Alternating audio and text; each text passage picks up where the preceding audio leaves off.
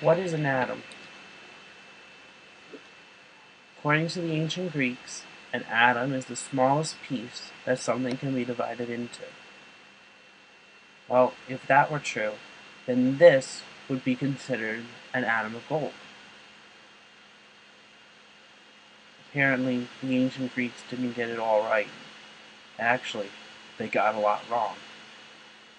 For instance, we have been flying around something that is smaller than the atom, something that actually fits inside of it, called the nucleus. The nucleus contains two particles, protons and neutrons.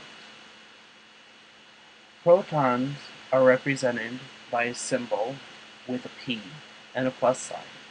The P stands for proton, and the plus sign stands for the positive 1 charge that it has. Neutrons are represented by the letter N. N is for neutron, and there's no plus or minus, so the neutron has no charge. It is neutral.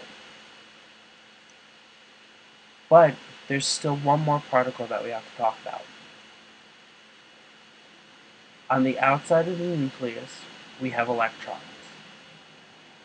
Electrons are the smallest subatomic particle that chemistry is concerned with. Electrons are located outside of the nucleus in the electron cloud. The electron cloud determines the size of the atom. Electrons, like protons and neutrons, are represented by a letter. In this case, E for electron, and a minus for the -1 charge. Electrons, even though they are smaller than protons and neutrons, still carry the same quantity of charge as a proton, but in the opposite charge. So, what is it that we've learned? We've learned that the atom was considered to be the smallest part of an object. However, we now know that it's the subatomic particles. And these subatomic particles are protons, electrons, and neutrons. And they each have a charge of either +1, -1, or no charge at all. And the atom is split into two structures.